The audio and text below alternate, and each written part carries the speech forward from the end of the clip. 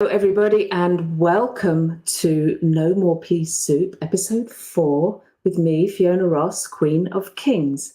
And today I am delighted to introduce you to a very good friend of mine, Rohit Nanda. Now, I've asked Rohit to be on the show because I think his message will speak to a lot of the people out there who are in that space of being in a corporate situation that isn't actually working for them, but they don't know how to shift out of it.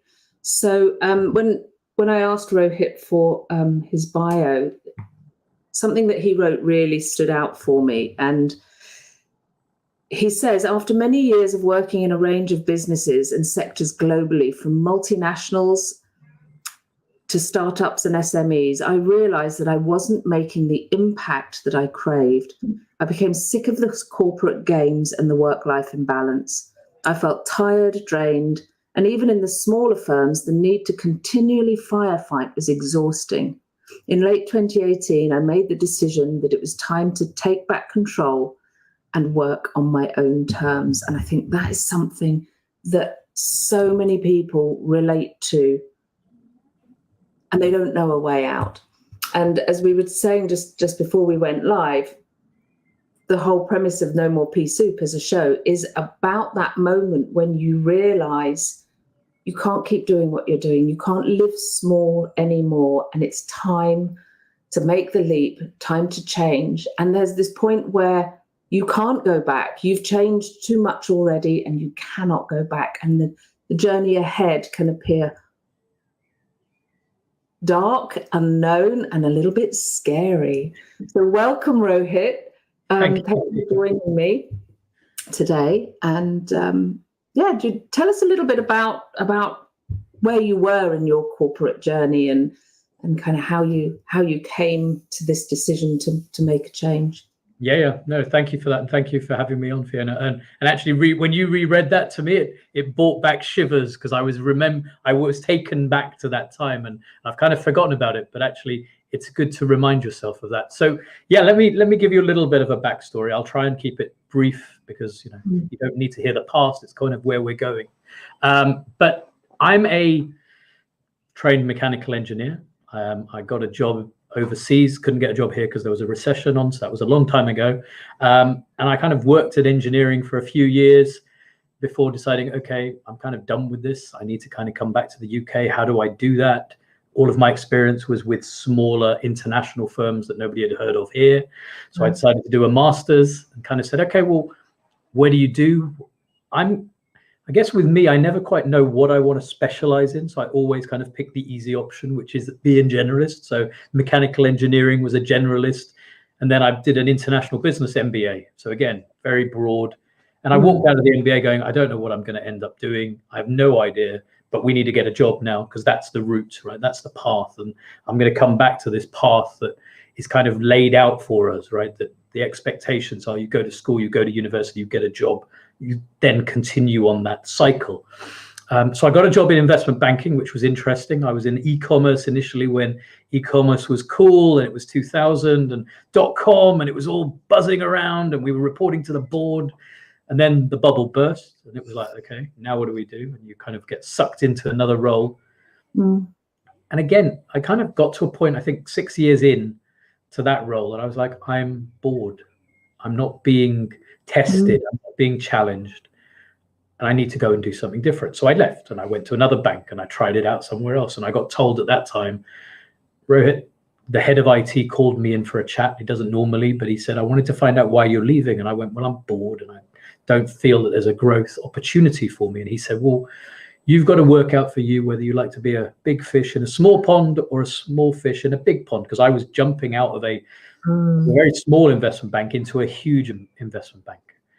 And I was like, well, I'm going to go do it. He said, I'm not trying to change your mind. Go see what happens. And I went and I hated it. They were recruiting at the time 100 people a week in London. It was expanding hugely. Wow. Fortunately for me, they discovered subprime, which kind of brought in the crash of 2008. They discovered it early in 2007. And I got made redundant, which is a normal occurrence in the city, right? Yeah. But it never happened to me before. And how did I feel at the time? It was a bit like, okay, but there's other jobs. And I went back to my old bank and I started running a trading floor. And we kind of went back on that routine and we went back on that cycle. And we went through a range of things. We acquired Lehman Brothers assets in administration when they went bust in 2008. And I was involved in that. And then I saw a lot of people getting laid off, but I was retained. And so you're dealing with this emotions of, why have they picked me out of the 400 people? And what am I going through here?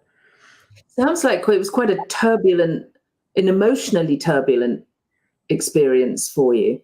Yeah, because there was uncertainty. You had no idea. I mean, we knew that banking was meant to be cutthroat, but no one trains you for this, right? And you kind of are sitting there going, okay, well, I was riding the crest of a wave. The bank was doing very well. We were doing very well. Suddenly we acquire another bank that had failed, but suddenly the game has changed because the people who are coming in, the culture of the organization became very different. They hired in the managers from Lehman and the staff from Lehman who had a completely different corporate culture to what I was familiar with. And you're right. And it was very unnerving because you were walking in, and I remember the day that they cut 400 people. I was in a meeting in the other building. We were in 2 sites at the time. I had a trading floor on one side, trading floor on another side. We had just migrated, brought all the people from one building to the other, but I was at the other building sorting out some stuff. I came back and all the people we had transferred over were made redundant. Wow. Right. And that's something that, we're seeing that uncertainty again in business at the moment, aren't we? In the corporate world. Well, I think in all walks of everywhere, there is this uncertainty. And when there's that uncertainty and when there's that up and down emotional roller coaster, people start to feel very vulnerable. And what I'm hearing you say is that actually the corporate world is quite, it's quite cutthroat. It's like just as these people who have been riding the crest of the wave are at their most vulnerable and their most afraid, they get cut. Yeah. Well, and also, right, these people who got cut had their best year ever. So as far as a banker goes, right, you are measured on your performance. So they had done nothing wrong. The only thing they had done wrong was they were on the acquiring side rather than the acquiree, right? They were a victim of circumstance. And all these wonderful people suddenly disappeared around me, leaving me and probably, I think there were 20 of us in total who were retained. I was moved into a different role and it was very strange. It was very unnerving. So did this didn't align with who you are as a person? Was it compromising your values? Was it? Well, I started. I think I'm looking back now and I can feel the emotion again. Rage, rage is appearing. So that's a good thing, I guess. Yeah. The people were very different. Their approach and their attitude was very different to the collaborative organization that we were prior to the period. So much so that being shouted at in public was a normality, right? And I kind of went, this doesn't vibe with me. This doesn't feel right. And I could feel, I was being told at home that I was also changing. And I think what was happening was I was getting frustrated at work. I was bringing work home to home. Right. And I was not the same person that I was. You were married with children at this point, were you? We had no children at that time. I don't think. No, we didn't have any children. But we were probably been married 3 or 4 years at that point in time. And Lorna kind of said to me, she goes, "Something's going on at work, right?" And I went, "No, well, it's just busy and there's whatever." Because it's not hard to separate. It's hard to separate, but it's also hard to be open about it because actually it's not. If you and I had a conversation in 2008, 2009, 2010, and probably even up to 2015, I'm a very different person today to where I was then, right? I'm kind of gone chalk cheese, right? It's completely different. Right. And so for me, it was kind of, okay, well, this is just the way it is. So we just have to get on with it. So what do? We grit our teeth and we carry on. But there came a point in that part of that life, if you like, where someone said something to me that didn't gel and bawled me out in public, but I didn't make the mistake, right? I was being used as a scapegoat. And and that was being done in front of a whole group of people. I got very angry internally. And I went to see somebody, and I spoke to somebody, and I spoke to the HR department at the time, who I knew because they were from the previous culture. And I just said, I'm a little bit, they said, what's the problem? I went, I'm a little bit concerned. And they said, well, what's your concern? And I said, I'm a little bit concerned that I might want to take somebody and throw them out of a 32nd floor window. Wouldn't have And they been were good. looking at me going, you wouldn't really do that, would you? And I went, well, no, because I think the windows, you can't open the windows up here. But you understand my frustration. And they were like, rage in you. Yeah, there was anger. And even now I'm feeling it. It's coming back. I'm remembering, and I can remember that person who I was going to literally go, that is unacceptable. Probably what I was about to do was be unacceptable, but nonetheless. Yeah. So we came to an agreement, and I left that group, and I went away, and I left banking, and I kind of said, okay, that's my banking for the moment done. I'm going to become a project manager. I'm going to chill out for a bit, and I'm just going to see what happens. Because again, me not mapping out my path, waiting for the universe to talk to me, and it did, and it gave me a role. And I was working with some people from my old bank, but they weren't in banking anymore. They were in retail. And I worked there for 6 months. And in that time, I got approached about another role. So this is the thing. The things were happening around me, but I wasn't controlling what happened. Right. Opportunities were presenting themselves to me. And then I was like, okay, well, and I was saying to somebody a few weeks ago, last time I was interviewed for a job was in 2005. Yeah. Okay. That's quite a long time ago. Now, admittedly, I've only been running my consultancy for 3 years. So that whole period in between, people who I knew came to find me. Mm. And again, the most recent role I had in the corporate was a startup. I was the COO of a fintech. We established everything. There were 6 or 7 people by the time I left. When I joined, I was employee number 3 or 4. We built everything from the ground up. It was fantastic. It was collaborative. It was we were breaking boundaries. We were doing all these exciting things. And I think I've said to you before, Fiona, I'm inherently lazy. I know that. I recognize it. I'm kind of very open about it. And when someone is inherently lazy, it means that they try and, in my world, I try and make things as efficient as possible so that I can operate it with my little finger, right? Which means that when the next big wave of stuff arrives, the big project, the massive client, the deal, I have capacity and I have bandwidth to deal with it. And so I did this. I set everything up. I got all the systems working, but the next wave didn't hit. The next wave didn't appear. And I was sitting around going, I'm doing admin, right? I'm a glorified administrator because everything has been set up. And now I'm just doing admin, waiting for this wave to happen. And it's at that point that I started to kind of question what I was doing. And it was that point that I was sitting there going, is this it? Is this it? Is this it? Do I just now have to sit here and grin and bear it? I was being paid very well. It was at that time, it was a good corporate culture. It was a small team, but it was good. I was enjoying it. And it's a really interesting point, isn't it? So you've gone from a world where you had absolutely no control, no influence, and your values were compromised, to a world that was really, by the sound of it, a really healthy environment to be in, where you did have control, but you still weren't content. Exactly. There was something missing. Yeah. Right? I think a lot of people feel this. There's something missing.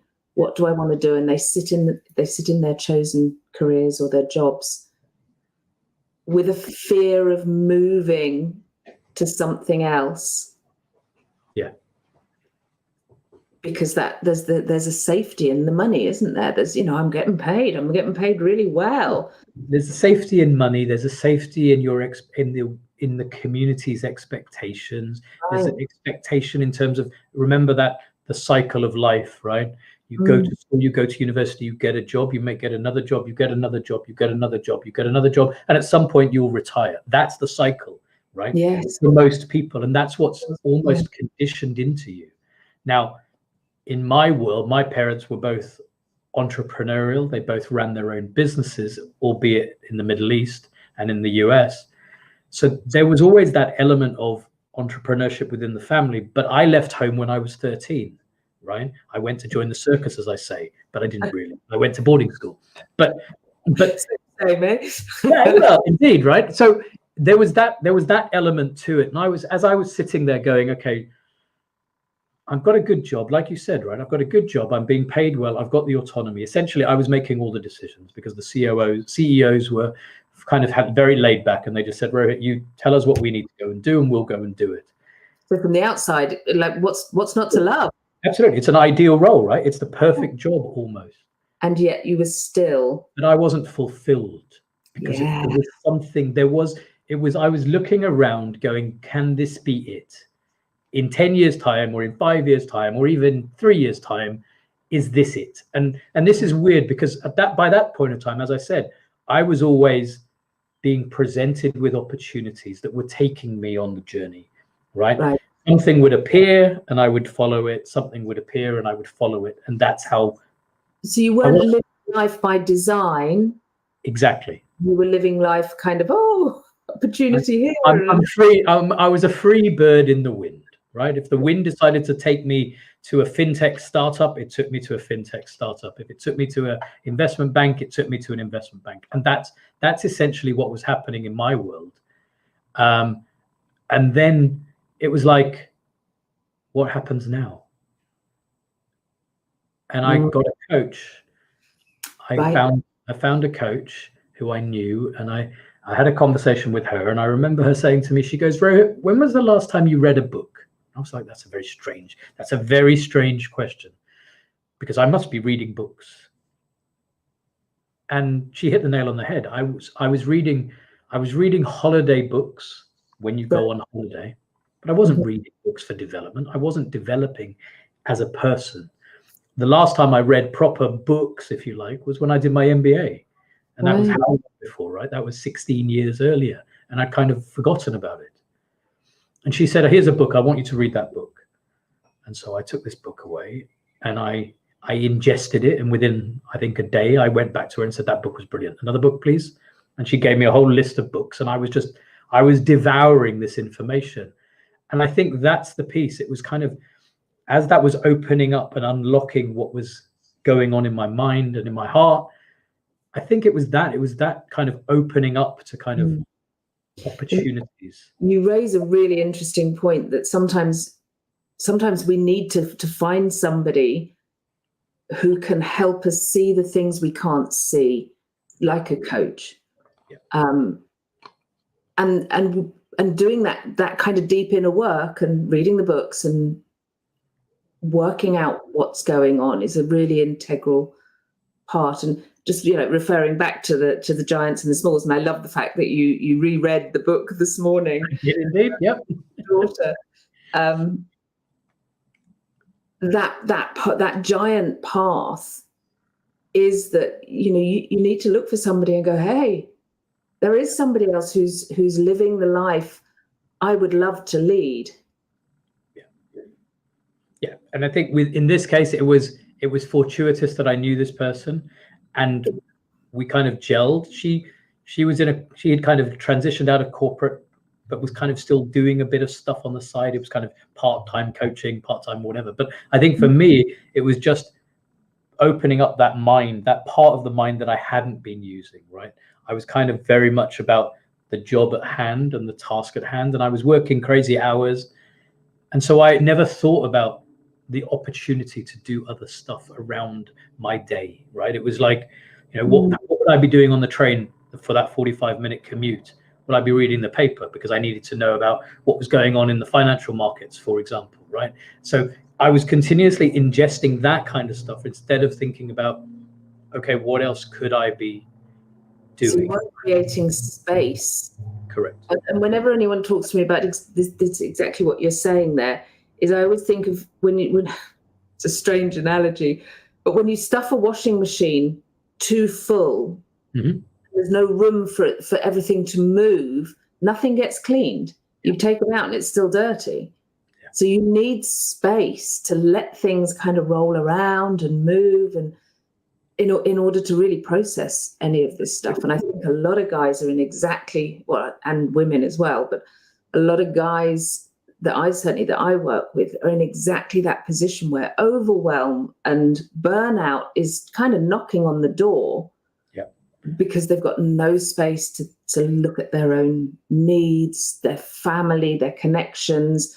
This all gets kind of pushed to the periphery of their lives.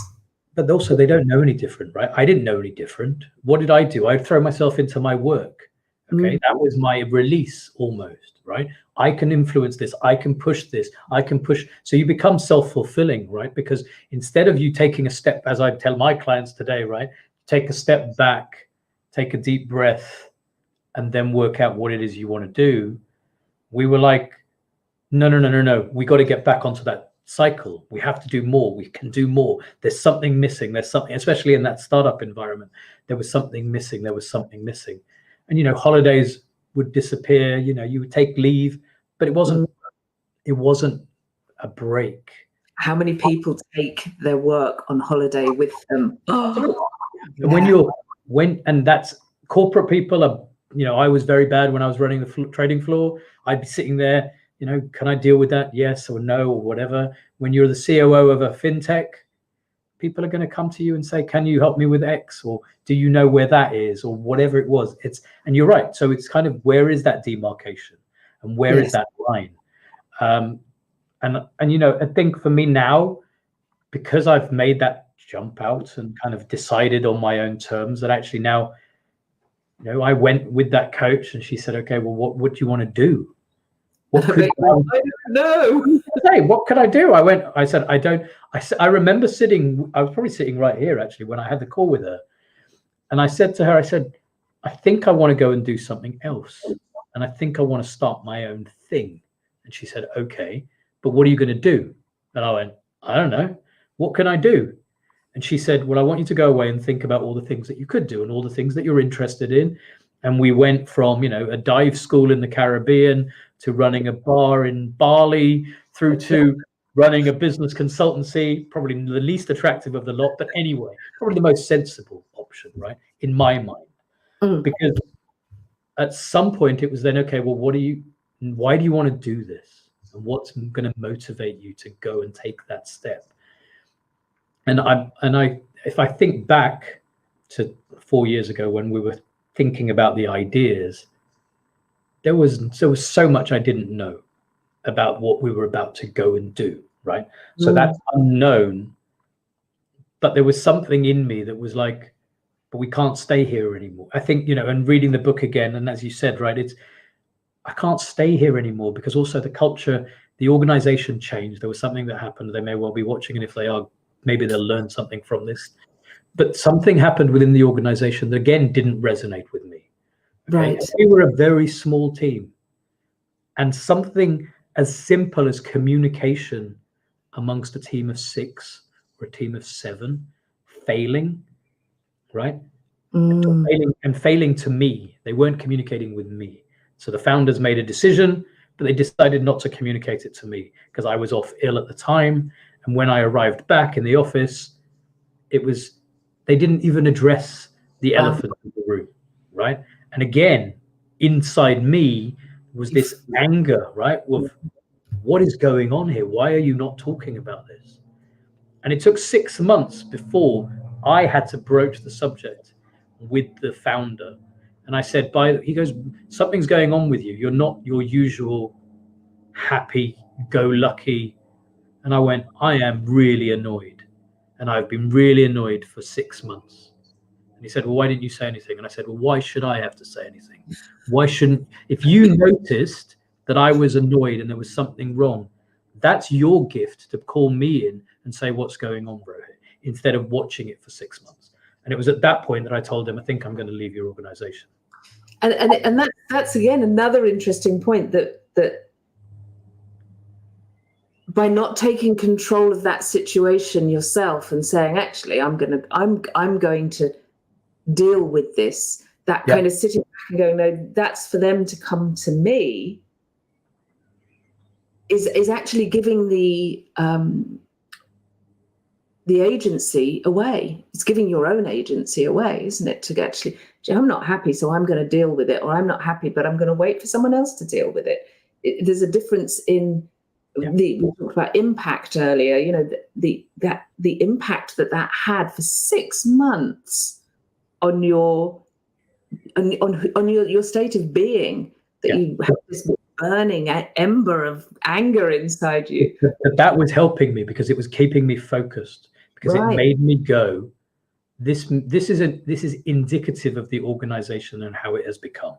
So therefore, it's grating with me.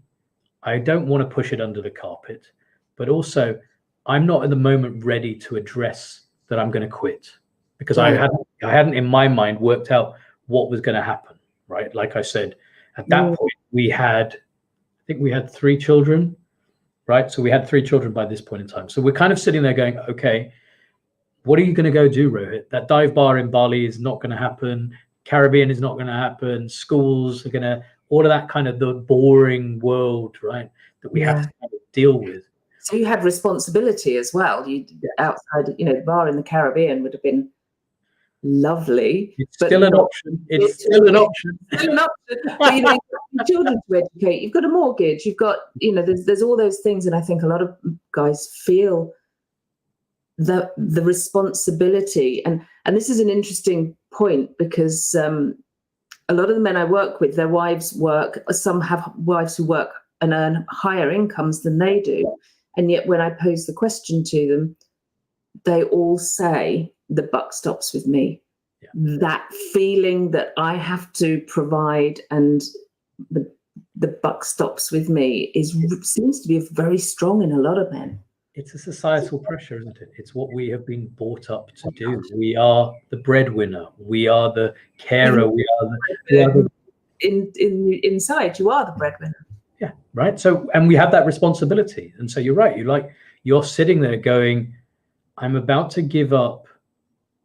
And I had a very easy life at this point in time, right? Because I was making, apart from the culture becoming toxic, I was doing very little because I was doing admin.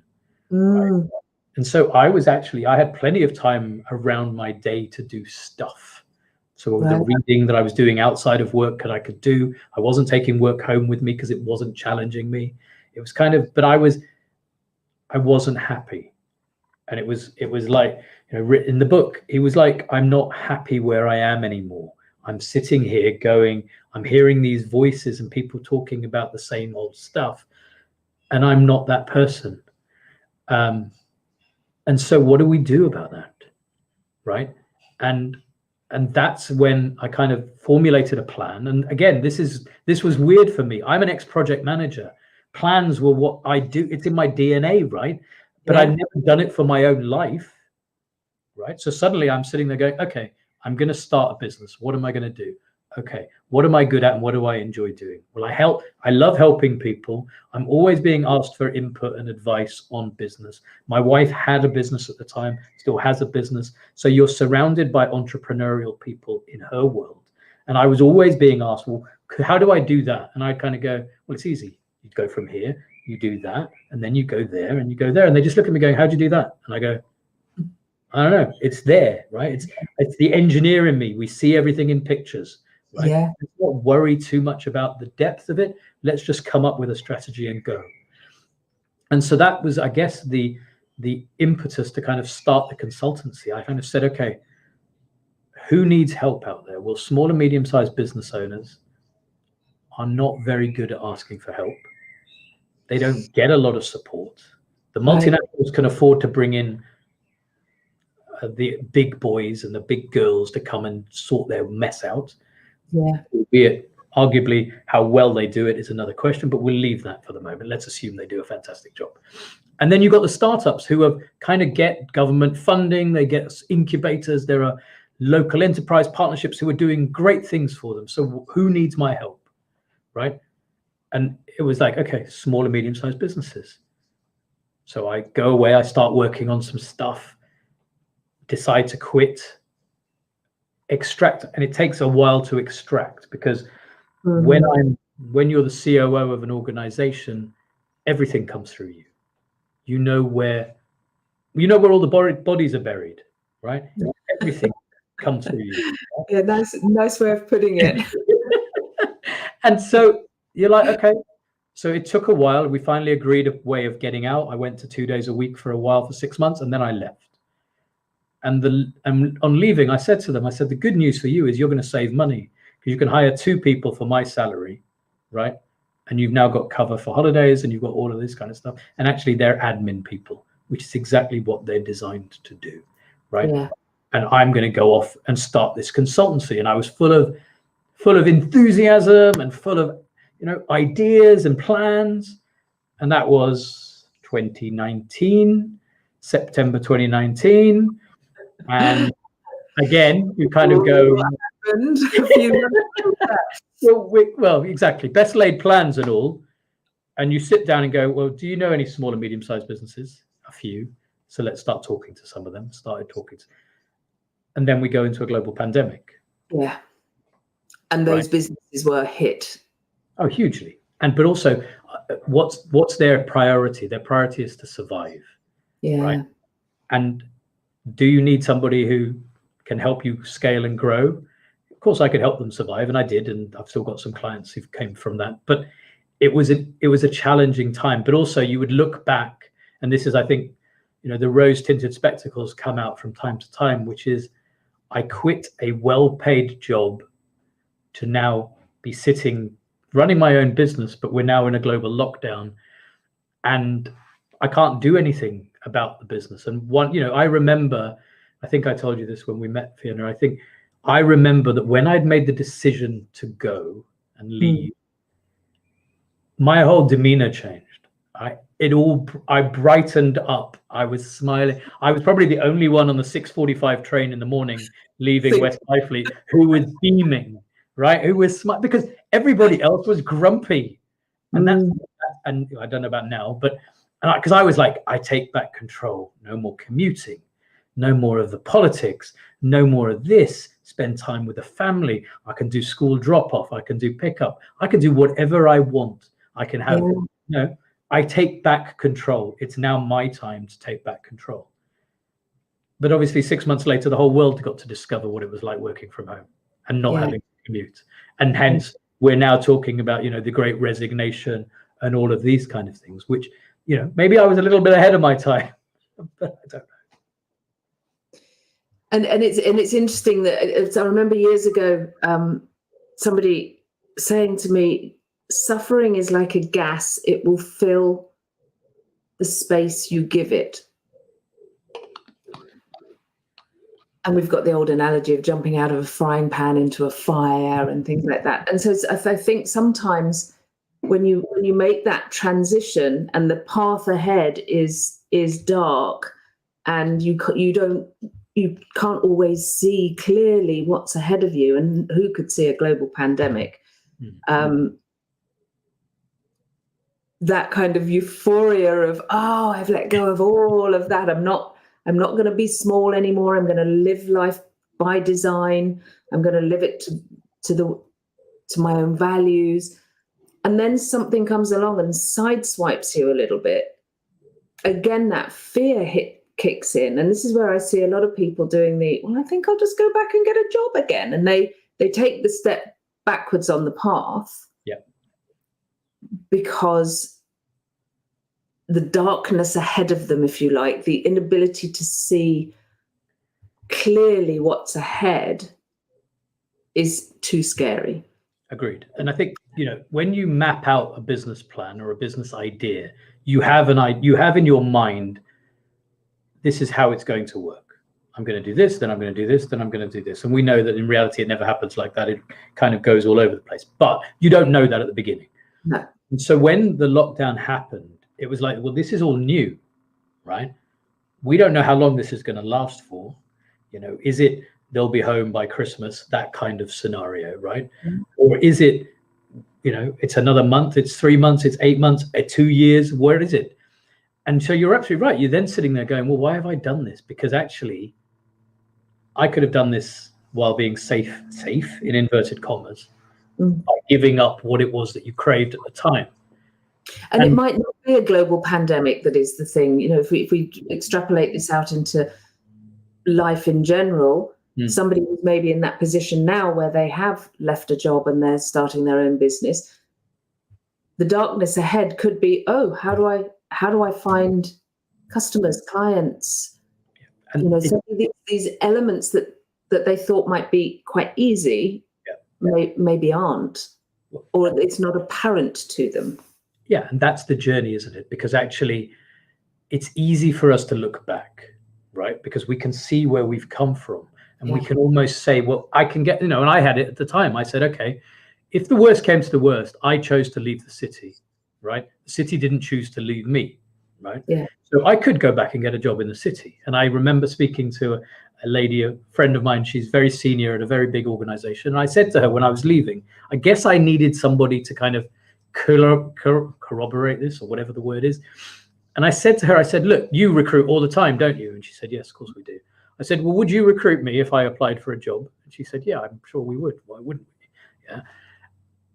And I said, oh, well, that's good to know. She goes, but you'd hate it. And I said, what do you mean I'd hate it? How do you know I'd hate it? She went, you'd hate it. She said, because you're entrepreneurial, we're not, right? We're a big consultancy. You would be here for 6 months. You'd hate me. You'd hate everybody else. And you'd want to leave. So I remember reading a book when I first started my business, and I can't remember who the book was by, but I remember the introduction where she said, for an employee, the very worst thing that can happen is to lose a job. For an entrepreneur, the very worst thing to happen is that you have to get one. And I was like, yeah, I'm kind of in that. I'm in that space. Yeah, exactly. And so you have the comfort of knowing you could get a job. If the worst came to the worst, we could go and get a job. Yeah. But the path ahead is filled with many challenges. And it's the same with my clients. It'll be the same with the men that you work with. It's not a clear, it's not, unfortunately, it's not like an engineering problem or a maths problem. You do this, then this happens, then this happens, then this happens. It's not like that. You can't predict it. And so, when I started the business, I was thinking I'm going to be doing a lot of process improvement, systemization, operational stuff, and then we'll get into the numbers and we'll sort them out financially and all of those things. But what we were spending time on and what people need help with is themselves. Yeah. Right. It's that resilience. It's having the permission to almost ask for help and acknowledge the fact that they need help, and then guiding them so that they can manage themselves better, because they become almost captured by their business. Yeah. And it's who you're being that dictates what you can do. Yeah. And working on that inner piece. Yeah. Is, a life by design starts with designing who you're going to show up as every day. Yeah. But this is the thing. People forget this, because when they start the journey, they get involved and they get busy, and then they just kept on getting busy. And you're suddenly sitting there with them 6 years, 8 years later in their business journey going, well, why did you start the business? Well, it was for better life, better work-life balance, spend more time with the family, more holidays, blah, blah, blah, blah, blah. I go, but at the moment, you're kind of working. You're almost an employee, aren't you? He went, yeah, it's worse than that. I run the business. I can't go anywhere, right? And that's the thing. So how do we extract ourselves and give us permission to kind of say, well, okay, this isn't right. This isn't right for me. Because otherwise you end up back in that cycle. Okay. Yeah. And what can we do about that? And that's, I think, the book is incredible because of that. It's telling you that it's not easy. It's a journey, right? It's not an overnight transformation. Yes, he woke up the next morning and he was bigger, but he still wasn't as big as what he could have been, right? He wasn't a giant yet. Yeah, you're on that journey, and we're all on a journey. I don't think the journey stops. That path ahead looked scary, and he got completely freaked out by, leaves that brushed in his face. It's dark. He's like, oh my God, it's a monster, but actually it was just a leaf. Yeah. And so we can, and I think one of the elements that I think is a massive part of success is commitment. When you commit, I'm going to make this business work. I'm going to do, and I'm going to be who I need to be, and I'm going to do what I need to do to make a success of it. And that might involve, I need counsel. It might be stepping into that king space and looking for the right support and the right counsel. No man is an island. No, and you don't know what you don't know. So therefore, how on earth can you expect somebody to change? So actually, the whole point about what I talk about, and it's give yourself permission to ask for help. It's not a sign of weakness. Actually, it's a sign of strength. And as you've just alluded to, the council of kings have counselors, kings have advisors. Throughout history, all the greatest leaders were surrounded by people who could give them advice, because you don't run campaigns or organizations by yourself to make it really successful. Now in this day and age, we can leverage technology. You can be wherever, right? And you can be working with people, but you have to be open to that, and then see what kind of happens next, right? We are very good at not holding ourselves accountable, for example, right? We are very good at not doing things because we are the boss. Whereas, and so things get left on the to-do list and never get done.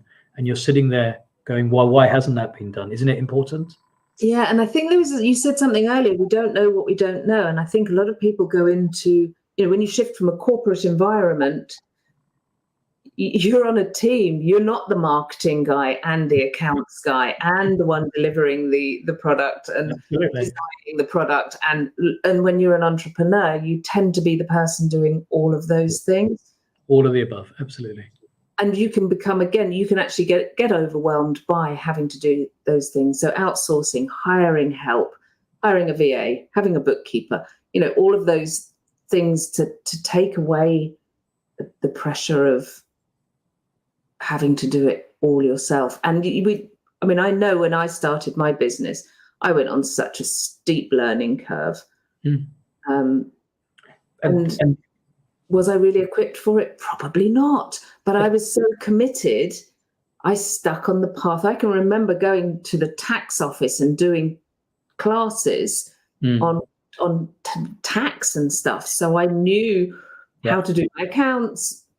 I knew how to submit my end of year accounts. I knew what was tax deductible and what wasn't. So you find yourself in a position of spinning a lot of plates, and actually having a business advisor or a business coach who kind of knows what that path looks like and can design that path with you is such an asset. Yeah, and I think the thing is as well to remember is we have to take small steps. Okay, give yourself permission to take small steps, because once you start to, we can't, as Lorna's climbing Kilimanjaro in whenever it is August.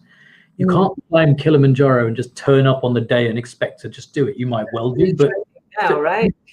So you've got to take the smaller steps. So actually, a lot of what I'm talking to my clients about is that small change, another small change. It's that classic, the elephant in the room, right? It's all of those things, right? But the important thing is you've got to take the action, right? Because if you don't take the action, I see too many people talking about all the things that they need to do, but they're not actually doing any of it. And so, when you talk to somebody and say, well, what have you done about it? They go, well, we haven't done anything. And I go, well, what are you expecting? It's not just going to change because you think about it, right? That's not how it works. So, and I think that's, a lot of what I talk about with my clients will be around that. Yes, of course, we're talking strategy and vision and the grander things. But fundamentally, I've got to get them to put the next foot in front of the next foot and make sure they don't trip up on the way, right? I say to my clients, I'm your guide on your journey, but your journey is going to change as we guide you along it. Just as Lorna's going to have a guide up Kilimanjaro. Absolutely, right. Who will have trodden the path and knows which, up ahead there's a... Exactly. There's a there's a waterfall, or there's something... A large leaf that might be a monster, right? Yeah, exactly. So I'd like to ask you, how do you look after your mental health? Because I know you mentioned overwhelm, and I know you're a keen advocate of mental health, and you're a man. I can confirm that. and generalizing horribly here, men aren't great at asking for help, and they're not great at looking after themselves and their mental health. They're very good at I'll look after my family and I'll do all the external, that very father archetype of taking care of other people, including they could have half their employees or business partners or whomever that they feel they're looking after. How do you take care of you? Well, it's really interesting. And I think, like I said, if you'd have met me 10 years ago, I wasn't taking care of myself, right? I was on that treadmill and I was continually running after that next thing. And I think what I've now said is, okay, and part of it, I think it was 2 or 3 years ago, I got another coach, and this is, I think it's a continuation, right? You work with people on your journey, and at different times, different people will appear and you work with them. And I worked with somebody, and he was all around meditation, and he was around morning rituals and morning routines. And that wasn't why I joined his course. It was, I worked with him. He was talking about how to move you energetically to that next level. So you're operating at what he called, I think, super high performance. And I was like, well, that's really interesting. And that sounds fantastic. But what do we need to do? And it was, what are you putting inside you? What exercise are you doing? But then what is it about your morning ritual, and what is this meditation? And I was like, I remember him asking me, he said, have you tried meditation before? And I went, yes. And he said, and how did you find it? And I went, well, it didn't really work for me, And he went, oh, well, how many times did you try it? I went, once. once, whenever it was. And he went, okay, so you haven't really tried meditation. You really haven't done it, no. Well, how did I don't know. I went, yeah. And so within a period of time, we worked together, and every day he set you a challenge, and you had to have done a certain amount of meditation, a certain amount of exercise, a certain amount of this, keep a food diary, all of those kind of things. And I was like, well, how is this helping me super high level performance? Where's the business stuff? There was none of that stuff. That pusher with you was like, yes, just because of the high performance. Exactly. Let's skip all this stuff. Speed up. And I think that's what I'm hearing you say, is just slow down to speed up. Absolutely. You can't function at that level. And so now I've got my ritual, I've got my meditation, we got up to an hour and a half, 95 minutes, whatever it was at a point. Now I probably do between 10 to 20 minutes. The interesting thing is, when I stopped working on finished his course, I stopped doing meditation at some point for a week or so, because I got busy. And I noticed that something was holding me back. There was some change in me because I wasn't getting that time with myself.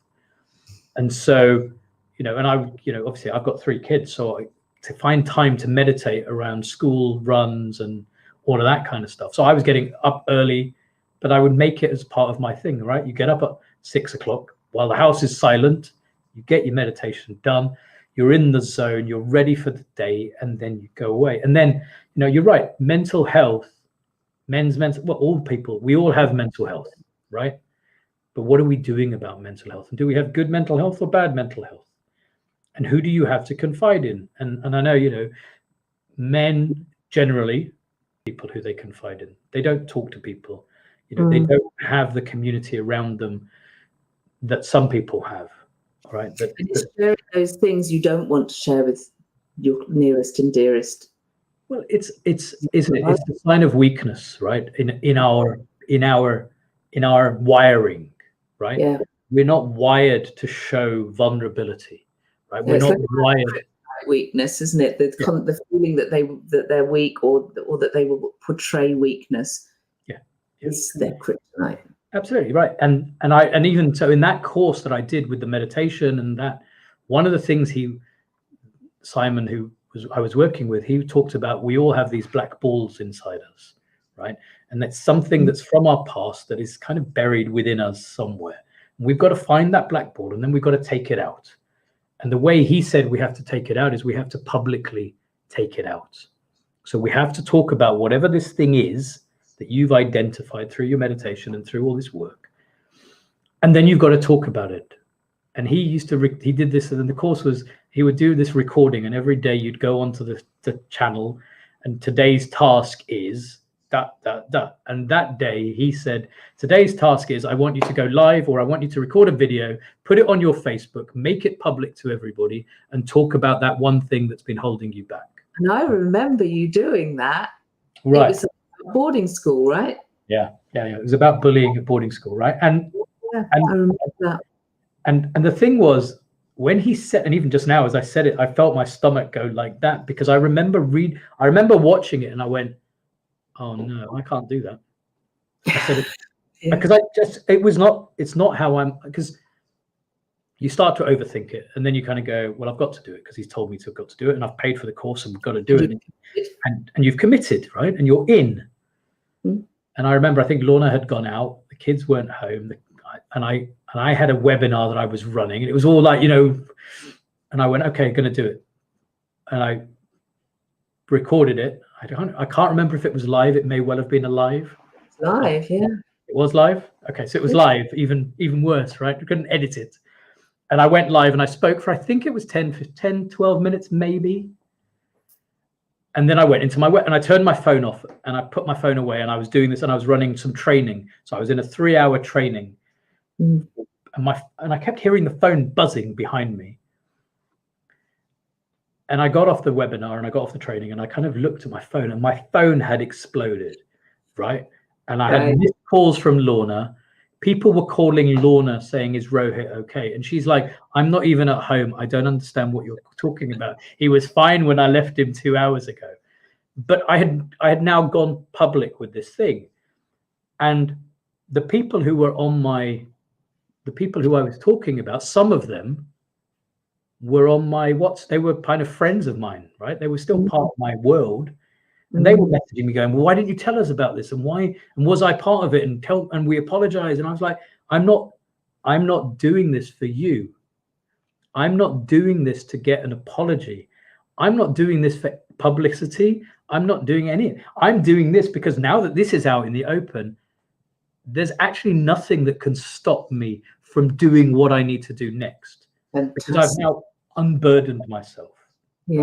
Right? And I remember the weight had lifted, and I didn't care about what people were going to think, because it wasn't for them to give me their judgment anymore. No. It was like I'm done, right? Yeah. It's out there now. Yeah.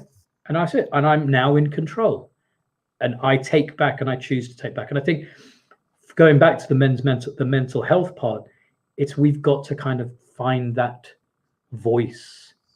We've got to find confidence. We've got to find someone we can talk to. We've got to acknowledge that it's okay to be vulnerable, and it's okay, and it's not a sign of weakness.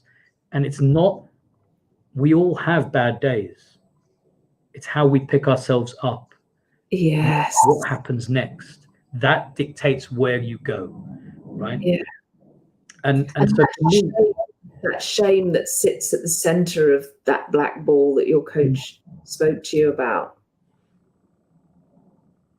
I don't think there's a human being alive that hasn't experienced at some level that deep shame. And it's so painful for us, especially when we're young. Yeah. We will do anything to avoid feeling that pain again. It's so painful. It's like, I'm just not even going to go near anything. And that's why we bury it, right? And we bury it, and we create our lives to avoid that. Yeah. And as you say, when you bring it out into the open, it kind of evaporates. Well, you become, as I said at the time, going back to kryptonite, it's like you've just got rid of the kryptonite and you're back.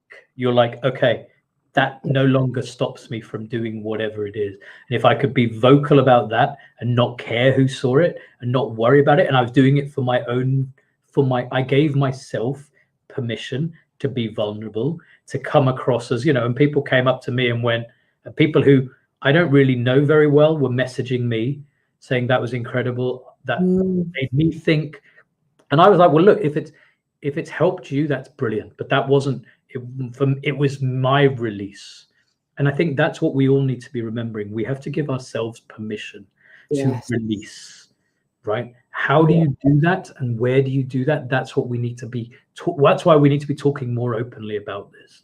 We need to make this a normal conversation, because we all go through it, as you said. And so what can we do to help those that don't have somebody, that don't realize that it's okay to talk about it, right? Because the world we're in today is all about social media and glamour, and it's all the best of what we're doing. It doesn't show the reality of what we're doing, right? It's not, warts and all, is it? And so people out there, unfortunately, men and women, are looking at that thinking, well, that must be how my life should be. It has to be that ideal. But even those people aren't really living their life properly, as in they're not showing everything behind the scenes. And so let's take away that illusion. Let's break it down. Let's make people come together and say, I've got a problem here. There's something bugging me. Get it out, right? And then let's see what we can do. And it's distressing when you read the stats, when you hear about what's going on out there, which is why I like to talk about it, because I'm not an expert in it. I'm just a guy who's kind of gone on a journey, and I'm still on my journey. Yeah. And if someone gives me something that I can help other people with, then I will go and see what I can do to help them, because that helps me, that helps them, etc., etc. And that's what we're about. Yeah, and I think that's so valid. And I feel very privileged in my position to often be the person that guys will tell their innermost secrets to, and feel safe in order to do that. Not everyone necessarily is going to go live with it. No.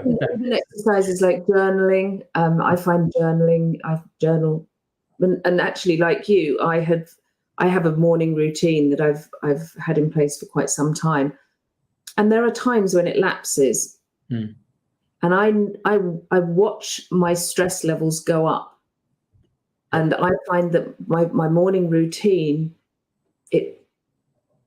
I wake up full of, I have a lot of dreams in my head. I dream a lot. So whatever I've been dreaming, I wake up with kind of that energetic space, and I could have been doing anything in my dreams.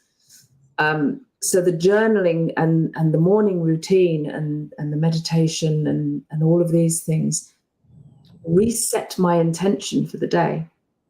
Yeah.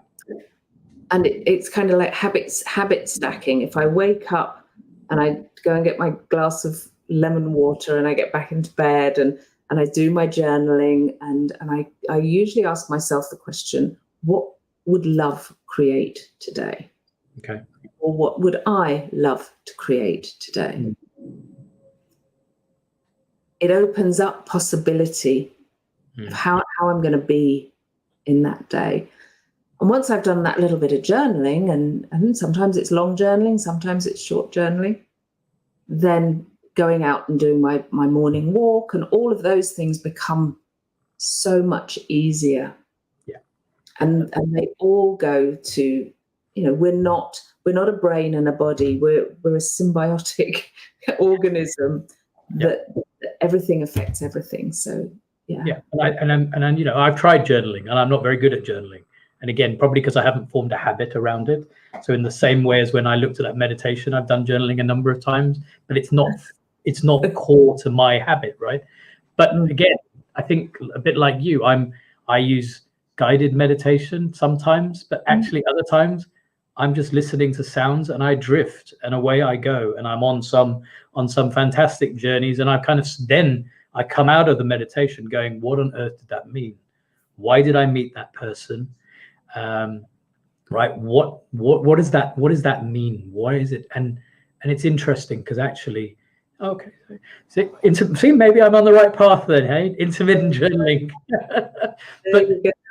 but maybe it is just finding what works for you, right? And I think you're right. It is habit stacking, and it's to meditate it's not easy. As with most things, it's not easy. You've never done it before, but you've got to persevere with it. But you have to carve out your own time, and I think that's really important. And I think, like I said, 10 years ago, there was no time carved out for me, right? I was on that that hamster wheel. I was on the minute 5:45 the alarm went off because I had to be on a 6:45 train into the city. To the time I got back at 9:30 at night, it was this, right? And by the time you get home at 9:30, you're in no state to do any. You just decompress and go to sleep. And I think that's where this, people get into these bad habits of scrolling, and we've all done it. I'm not immune to the scroll of social media. I remember an old friend of mine. He used to tell me. He said, "I just spend hours watching boats crashing, like videos of boats crashing or trees falling down, or And it's what I term visual Valium.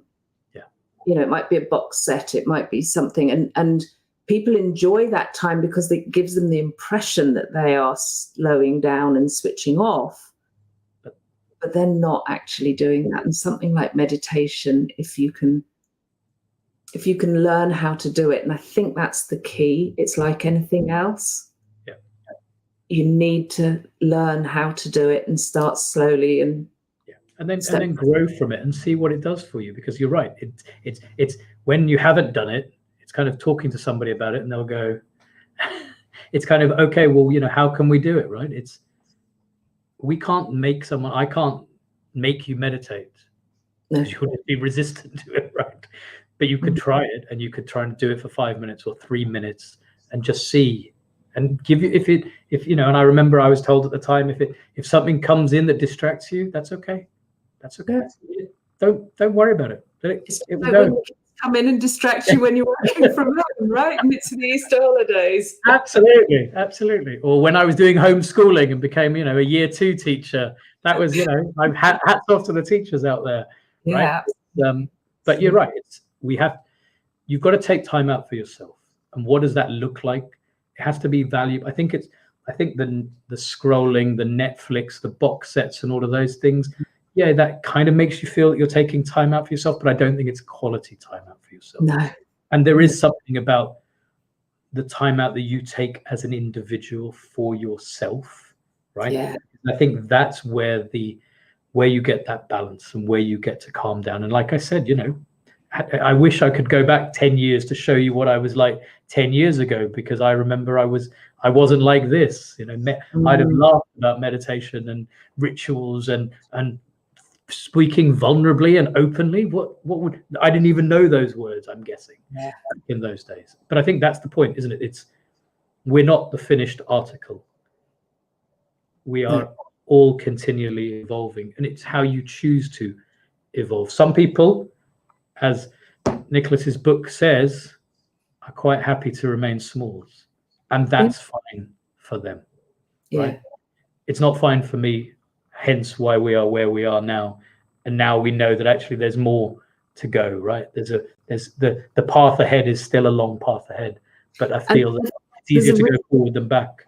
There's a really relevant add-on to this, which I've talked with Nick about in the past, is that you might be a giant in one area of your life and yet still small in others. And so this giant's journey is a continuous exploration of your life and your giantness, and you might start a business and you might get to a certain level of success, and now you're going, actually, I want to grow the business. I want it to be bigger. I want to earn more money. I want to take more time off. I want to, whatever it is you're trying to do with this business, I want to serve more people.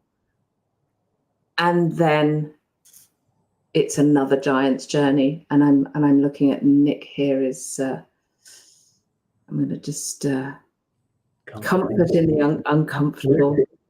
Yeah. Mountains without tops and fractalized growth. Yeah. Thanks, Nick.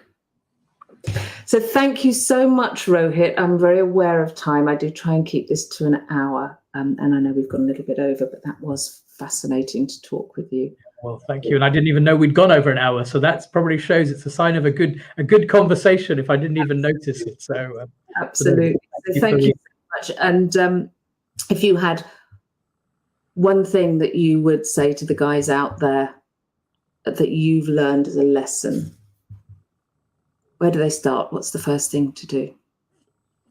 Well, I think there's a couple of things, but it's give yourself permission to challenge what it is that you're in, what you're doing today. So it's okay to not be happy with where you are.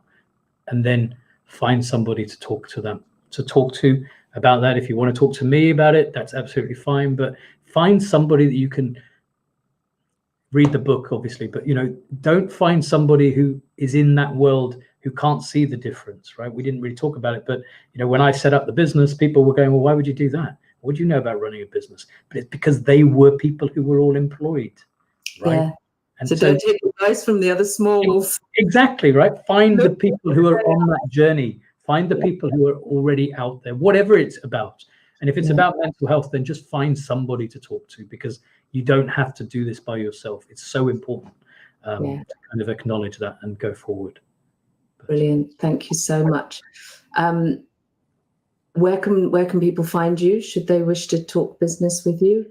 Talk business with me. So Rohit Nanda, I'm on all the usual platforms, Instagram, Facebook, LinkedIn, and Twitter. So yeah, I'm everywhere. Obviously, I will be sharing this, but yeah, tag me in the posts or whatever, and just let me know. Happy to have a chat with anybody, because it's all about that, isn't it? That's what it's time to give back instead of taking. Thank you so much, Rohit, and I will see you again very soon. Yes, thank you so much for having me on. Have a great day, everyone. Bye-bye.